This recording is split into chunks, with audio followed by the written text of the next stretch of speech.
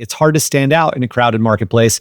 And a lot of people confuse volume for value. The reality is that attention's the new oil. It's one thing to catch their attention. It's another thing to retain their attention. What if you could build a business in the modern world as big or as small as you want without having to compromise the things that were the most important to you in the very beginning? This is the Wealthy Consultant Talks Podcast with Taylor Welch and Mike Walker, as they share with you today their learning lessons from stories in their experiences over the past 10 to 15 years and share with you right here, right now. Let's get into it. What's going on, my friends? Mike Walker here. Welcome to another episode of the Wealthy Consultant Podcast. I'd like to share with you a special insight today from one of our chamber events, our exclusive chamber events. This is our top tier of consultancy here at the Wealthy Consultant, and these members fly in from all over the world to attend these destination events. These are typically 2 to 3 day events. They're fantastic. Make sure you go to thewealthyconsultant.com/events to learn more about how you can actually get yourself in the room, even if you're not a chamber member. We always open up like 3 to 4, maybe 5 seats at the most. These are very much a tight-knit community. But we'd like to open the door and give people the opportunity to kind of see inside what it's like to work with us here at TWC. And these events are always fantastic. And I want to share with you just a short clip from one of these events that we recently held. This one in particular was very impactful because Taylor was talking about content production. You know, there's so much just AI regurgitated information out there, as I'm sure you are aware, and people are not starving for information. What they are starving for is transformation. Transformation is what they're starving for. That's what they need. It's not information, it's context, what to do, when to do it, and how to do it. And specifically the inner workings of how do I make a meaningful impact in my marketplace when it's so crowded, when it's so noisy. Am I right? It's hard to stand out in a crowded marketplace. And a lot of people confuse volume for value. Volume for value. That is a falsity because the reality is that attention's the new oil. Attention is the new oil. And to earn someone's attention is something that is very difficult to do. It's one thing to catch their attention. It's another thing to retain their attention. Well, how do we do that? Taylor unloads some really insightful pieces here. And I just took some quick clips for you because I know they'll make a direct and immediate impact into the psychology of your content and how you communicate your message out there. And here's the little secret. I'll give you a hint. It's not so much what you say, but it is the meaning, it's the power behind your words. And a lot of that has to do with your spirit, meaning who are you as a person and what are the meaning and the contextual elements behind your words and how you are approaching the topics. It's a really cool piece. So I would definitely encourage you, if you have anything to do with communicating to your marketplace, spreading the word about what you do, your message, your mission, and all those things combined, then definitely tune in on this one. I know you're going to love it. Let's dive in right now. It's not content per se, it's alignment. That's the North Star. So we should all normalize less content, but more aligned content. And that's the stuff that's going to work. I don't know if you guys are following anything we're doing on any of my platforms, but as soon as we shifted out of just trying to say the same thing better to saying different stuff, things started blowing up. So we're like 2-3 million impressions a week right now across all platforms, which is crazy to me because that's just, I don't know what to do with it. And I'm not even saying anything particularly like brilliant. But when you have the spirit alignment, you have like you're saying what you were born to say, like, you know, you were like, this is what, I wake up in the morning, I cannot wait to talk about this. When you have that, you can literally just be like, you know, God loves you, and people are weeping, and they're like, oh my gosh, this is insane. It's like, I didn't even say anything. They just felt something, okay? So here's the quote. Don't practice speaking, practice spirit, and have something worth talking about. Now, I don't just mean spirit as like Holy Spirit or spiritual stuff. I mean like you have a spirit. So there's a spiritual piece of you. Spirit, we talk about this in Belief Architecture in October. We're going to go deep on this. But when you practice spirit, what you're practicing is you're like, you know, you put on a piece of music and it makes you feel a certain way. Practice that. Get real good at tapping into what makes you feel a certain way. Is there anybody who has an example of the last week that something just made you feel so strongly, one way or the other? Anger, upset, yeah. Yeah. I would say the song that I sent you. Well, you sing a lot of songs. I did. Is it the Elf song? Which elf song? Tony Anderson? Yeah. That girl's an elf. Yeah, that song was like really, really deep. Made me feel like nostalgic. Yep. It's okay. So nostalgia would be a feeling. You learn how to tap into a feeling. What else? Anybody? It doesn't have to be music. It can be anything. I'm sorry, they put me first. So yeah, we got to think. We got to go for it. What is it? I'll go to nostalgia route too last night, just being on the water and smelling the seaweed smell. Yeah. It just brought me back to my childhood. Nice. What else? Yeah. Donating to a GoFundMe and getting the update of how it really made an impact on that room. Amazing. Okay. Anybody else? Yeah. Being in the presence of horses. Horses. I need to get some horses. What's it make you feel? A bunch of different things. There's groundedness. There's they've got you. Like they got your back. You can trust them. That's good. That's cool. What are you doing right now? I'm fixing my jacket Oh. Okay. for the photos. Why are you taking notes on your dress? Okay, so even the ones that are not sharing, you at least do you have an example in mind? Okay, what this is doing, there's something physical that is causing you to feel something emotional, which is creating a warping effect on your spiritual. Let me explain it, but we got to back into this. This is going to be the weirdest thing you've ever heard anyone speak about content. But when you experience something, it's happening in the physical, it's making you feel a certain way. This is the realm of the soul, this is the emotion. And that is programming like a code. It's changing around your root code spiritually. Now, when you're in that state, everything you say carries the same code. So you will make other people feel the way that you feel in that moment. Whether it's good stuff or bad stuff, so this is why when people make a post and out of anger, you feel angry, then you unfollow those people. Make sense? Even if they're talking about how to grow your business, you just feel a little competitive. You feel angry with them. And so what we have to get into is this real weird realm of like practicing this attention of what is making me feel certain ways, writing it down. So I have a journal in day one, and anytime something moves me, I write it down. And I write down was a lot of detail around what was happening, so that like a lever, I can go call back to that, put me back into that state when I'm writing something. Does this make sense, yes or no? Yes. 2 modes. Let's get into some tactical stuff, and then we're gonna probably write some content, and then Bijou will come fix it in the next session. But I've sort of scoured around and there's a guy on our team who does all of our content. His name is Jake. If anybody has not met Jake, he's awesome. And what Jake is really on the team to do is he's capturing different feelings. So our content team is not, and we're going to talk about your question because that was something I wrestled with. I was like, I don't want another business. I don't want content to turn into another business. But the more you try to fight something that's just the way that it is, the more angst you have around that thing. So your sales team is like a little business inside of your team, isn't it? Yeah. But we're okay with that, right? Okay. Our marketing team is like a little business inside of the team. True? But we're okay with that, right? But with content, we're like, I don't want it to be another business. Well, sorry. You can not like the way the world works, and it's still the way the world works. Did you write that down, Lonnie? Hold on, we just need to have some folks write that down. Yeah. Lonnie Leatherberry, let's make sure you get this. You also said when you're burnt out, don't do content. I was. I'm not anymore. Great. I'm ready. See, he got afraid of you. Are you coming in December? What's that? Are you coming in December? What's December? Oh, Keith.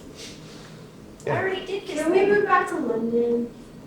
We can move back to London. Yeah. Lauren? Want to go back to London? Athena wants to move us back to London. No. Barbados.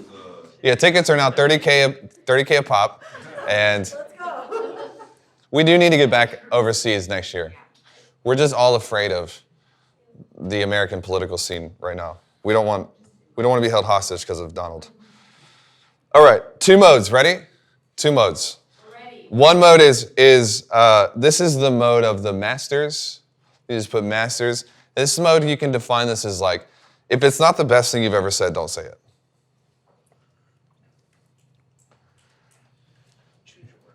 Yeah, this is how you create long-term fans, long-term buyers. And so like right now, there are YouTube videos that were literally, like there was a YouTube video that came out 2 weeks ago, and we recorded it like 5 times. Because if it's not the best thing we've ever done, if people don't watch it and they're like, this is the best thing, we won't release it anymore. So this is where you want to eventually get to. But the second mode is just flood the algorithm. This is where you start. You sort of flood the algorithm. If you've never made a piece of content before, or like Athena, we talk about this, you just have to start going. You can't be like, well, this isn't revolutionary, this isn't generational altering, it doesn't matter. You just have to get into the practice, and as you get into practice, you eventually go from mode 2 to mode 1. So mode 2 is where we all start, which is the muscle development, it's rigorous in a different way. You're gonna pay no matter what. In mode 2, you pay by publishing things that don't feel like you really have a handle on them. That's the rigor of it. You're gonna do it before you're ready. You're gonna jump before you're ready. You're gonna have a baby before you're ready. You're gonna start the business before you're ready. You're gonna make the investment before you're ready. Life is like this, right? Everything is like this. We all start in mode 2. You just have to start publishing, and then eventually you want to buy your way to mode 1, which is everything coming out of your mouth is so revolutionary, not from the topic, but from the spirit, that people cannot stop listening. So this is where you get people binging content, binging your YouTube, binging your Facebook. You've seen people make these statements on my Facebook. Facebook's where I love Facebook. People like to hate on old Zuck, but he's made a turnaround. Facebook's my favorite because people have followed me for the longest on Facebook. And you'll see people comment randomly. They'll be like, I unfollowed everyone. You're the only person that I have like notifications on. If you're getting these types of content on your post, that's a good sign. That means you've probably made it into mode 1. And then you need to now be careful that you don't just like take some nicotine and spew out your mouth on Facebook. Like make sure that it's the best thing that you could possibly be saying in that moment, or else you have brand degradation. And that's where you slowly are like taking ground, losing grounds. People on YouTube right now, they're like, I've watched every single video in the last 2 days. And my first question is like, do you not have a job? That's probably 50 hours of content. How? How is that possible?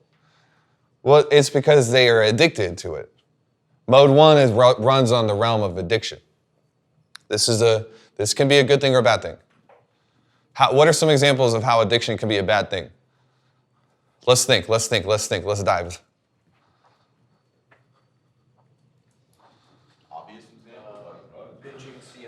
Binging CNN, okay, yeah. Iggy said drugs. What about status? Are people addicted to it? Money? You know anybody addicted to money? Being addicted to money is like being addicted to gasoline. It is not necessary. And if you're not addicted to gasoline, that doesn't mean you can't go get gas. This is weird. What's the delineating factor between whether something's addictive or not? If you can't stop or moderate. Okay, if you can't stop, moderate. You're dependent on it. But there are positive addictions that don't negatively, so that's not it. But I understand. You're sacrificing things that are important for you for it. That would be the same category as this. So here's what's different between something addictive and not addictive: normalization. If it normalizes, it becomes addictive. Because if your receptors become sort of immune to the same dose, you need more of it. Make sense? Caffeine, alcohol. Like, we do margs. It's awesome. I almost called for margs at ClickFunnels. Let's freak a bunch of Mormons out. Just to see what would happen. Or be like, who wants coffee? You'd be proud of me. I did it. Held my tongue. What? Oh, I thought you said it. No, I thought about it. I thought about it. Yeah, that would have been. There's congruency there. Yeah. The right people would have loved it. The wrong people would have been like, "You're never coming. You're the Antichrist." That's what they would have said. Gotta respect others. True, right? Okay, so but if it normalizes, if there's a hedonic element, then it's addictive.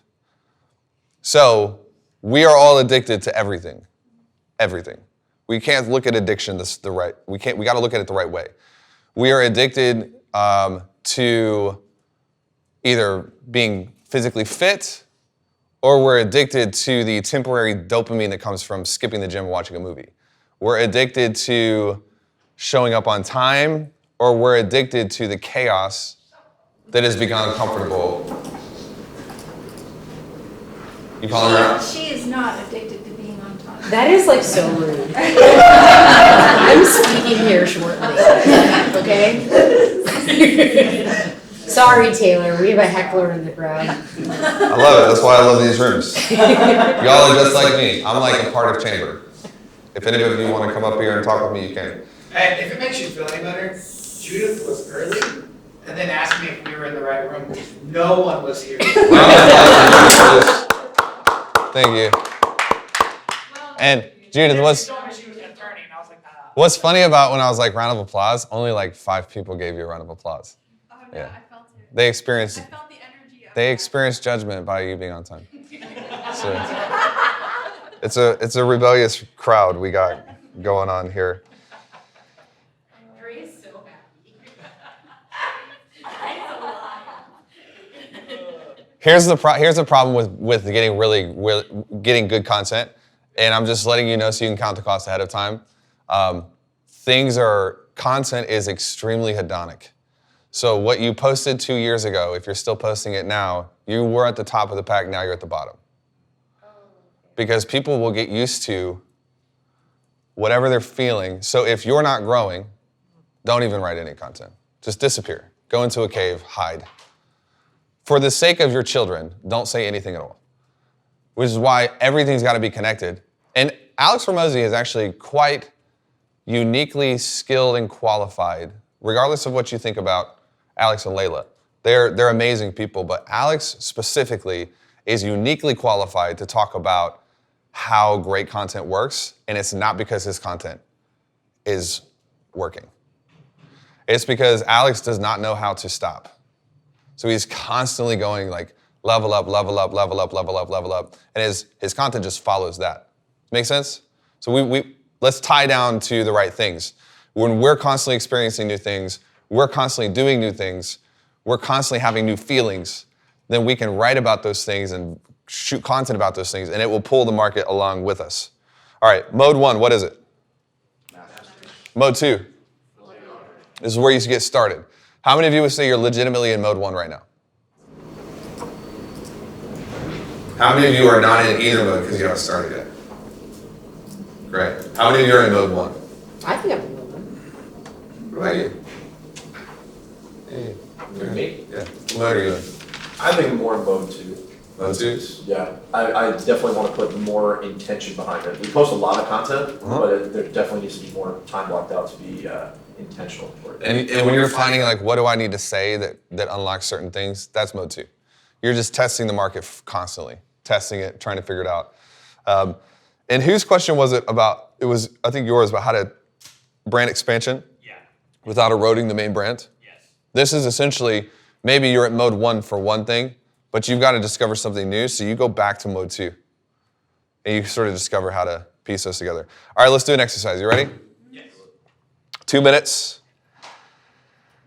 I want you to write 5 things, topics, areas that you are super, super passionate about talking about. This does not have to be your business. Don't even think about your business right now. Think about you. What are you super passionate about talking? If it is your business, great. 5 things, 5 topics. And when you're done with that, we're going to do another exercise. Ready? 2 minutes, go for it. And if you don't take 2 minutes, then we'll cut it short. Okay, so you got a list of 5 things, okay? Now, and then Ben, we're probably good with I'm gonna start playing that in my head on accident. So what we're gonna do is we're gonna take these down and we're gonna split them into components. So there are things that you wanna talk about, but you don't know how. So like one of Dre's is business. Dude, what does that even mean? So this is where we start though, isn't it? Like, what are you passionate? Business strategy, that's different than business. What about business strategy? Linear or exponential? Exponential. What's the difference between talking about business and talking about exponential business strategy?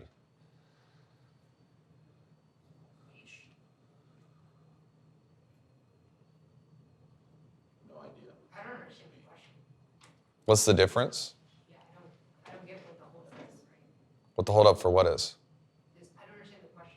Well, what's the difference between business and exponential business strategy? One's more clear and direct. Specificity? I think you guys are looking for like a secret answer. I missed the way you said I think there's like a trick question. It's not a trick question. It's more words. I mean, I think the exponential business strategies is more about leverage. Uh-huh. How do you get more out of specific inputs? The more specific it is, the more angles you have to go at it from. There's just way more angles.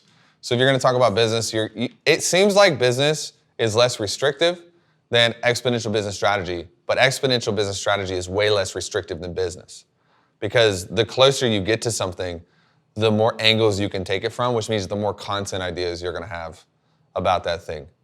Okay, so this is if we're taking notes on this, let's start breaking these into a bullet list. The first is the uniqueness of the thing. Unique. How do we talk about business and not get dumped into like Hormozy's territory or Dan's territory? How do we talk about business without getting into? So what did Dan Martell do with business? He made Dan Martell made everything went through the lens of what? Time. So business as a function of what? Buying time. Time, buying time. So he's just layering down into it. So the first is uniqueness, making it unique, making it sound different. And we're not going to spend time trying to make a boring subject unique. We're going to get closer to the subject, and it's going to automatically get unique because you get closer differently than everyone else gets closer. Right? Does it make sense? It's like if I'm going to talk about God, boring. How do you do that? It's like, well, this thing is God and he made you. And well, okay, you sound like everyone else in the world who runs a church. And I don't run a church. This is weird. So what about talking to God? Okay. What about God talking back? Whoa. What about God talking back even when you don't believe in God? Yeah, now we're starting to hit like unique levels because we're just going closer and closer and closer. Does this make sense? You with me? The second is why. So let's do this with Dre. Dre, you just be the guinea pig. Why do you want to talk about exponential business strategy? It lights me up. I enjoy talking about it. I enjoy the angles of it. I enjoy the high-level thinking and the problem solving and the strategy of it. Okay. Beautiful. Anything else? Yeah. Keep going. A lot of things. Solving unique problems so that no one thing is exactly the same as another. So the uniqueness of it. Yep. One challenge is going to be different than the next. It's variation to it. Yep. Did you ever get stuck in a position in your life when you didn't have the skill and you got hurt because you didn't understand exponential business strategy? More times than I can say. Okay. And then have you ever helped other people avoid that hurt because you taught them exponential business strategy? Okay. So an easy frame to go at from the why is just past feature. Past, where did I lack? Where did I get stuck in this because I didn't have it? Well, that's like a whole subsection of content. You know? Like, you guys, have you ever built or tried or remembered building an e-com business that didn't work because you just were dumb or you were starting out and you didn't know? So that's like a whole category of content. And how hard is it to talk about that? Not hard at all. You're just remembering facts. So Athena hops on, she's like, I remember 11 years ago, I was starting my first e-commerce business and it was the worst experience of my life. And now everyone's like, why? Because I was doing this, this, and this, which everyone else tells you to do. None of it works. And now they're like, hold up, what?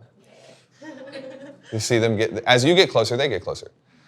And what I learned is that all of those things are actually just a cover up for the main ingredients of what makes an e-commerce business work. And I'm going to tell you what those things are in that video.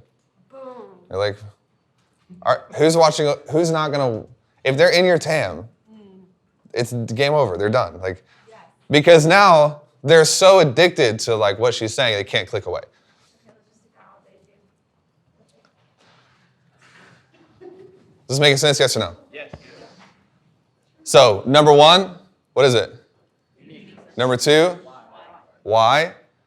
Number three is you talk about other people's stories as it relates to this.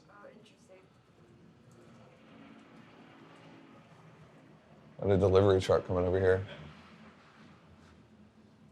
So, she's Athena again. She's really happy.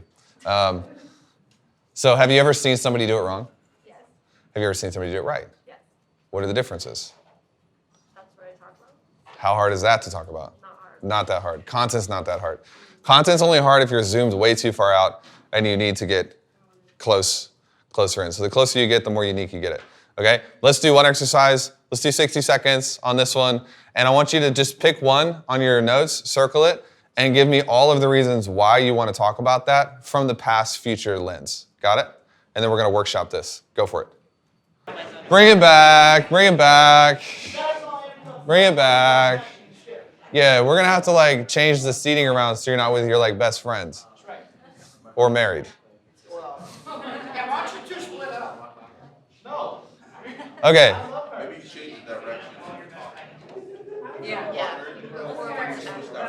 Oh. Great idea. You're right. Maybe it is working. Thank you, Bijou. Bijou, you are my biggest fan, and I'm your biggest fan. People don't know how much I love Bijou. Like, it's a real thing. But sometimes people on the outside, they don't, because the only thing I comment on her posts is like haterade. Yeah. So they think it's like a real racial thing, and it's like, no, I just love her. If I love you, I just love making fun of you. That's my love language. My daughter is starting to do it with me, and it's adorable. I can tell you so many stories about kids and how kids make your content better. Half of my lessons now are from trying to get my kids not to kill themselves. They're addicted to pain the way that we are addicted to failure. We just learned it. Yeah. One of my favorite posts is when Lindsay was gone, like for the weekend or something. We were trying to keep them alive. Oh, yeah. The little boy was in the dog. Oh, yeah. I was cracking. And they, like Kate, can sense weakness from a mile away. So she knows, and she's got calculus going on. And she's like, Dad's distracted. Hey, Dad, can I have my tablet? Whatever. She's like, I got permission. Harrison's literally eating dog food, and I just don't care anymore. It's not gonna hurt him. It's got protein in it, so he'll be fine. Spoken like a true dad. Yeah, like I don't know. Well, I don't know how single parents do it. That's an example of like content that you're passionate about that everyone remembers, everyone knows what you were talking about. Mm-hmm. Everyone remembers that post because it's so charming and memorable. And I remember John Cameron punked you and came in and he's like, man, I did the same thing, but my kid didn't eat dog food. He just My kids have taught me a lesson about the human race. And the gist of it is that as we learn knowledge, we learn limitation. So my son, he doesn't know anything. He knows how to say no now. And he's using that freely. But he doesn't understand limitation. So he'll get hurt, and it hurts, but he'll just go right back and do it again. Because he'll fall off of the stairs, not from the top, but he'll like fall, and it'll hurt. And then I'm like, why are you climbing back up trying to do it again? He wants to master it. And as we learn limitations. So I think like the challenge of humans, this is like what I'm super passionate about. I'm giving you a glimpse into like, I've done all these exercises. And there's this thing where the challenge of humanity is to delete the limitations without deleting the knowledge that produced them. Because when we go into these rooms, we're undoing limitations, but we can't undo the data that came from what the limitation came from. Because that's how you get smarter.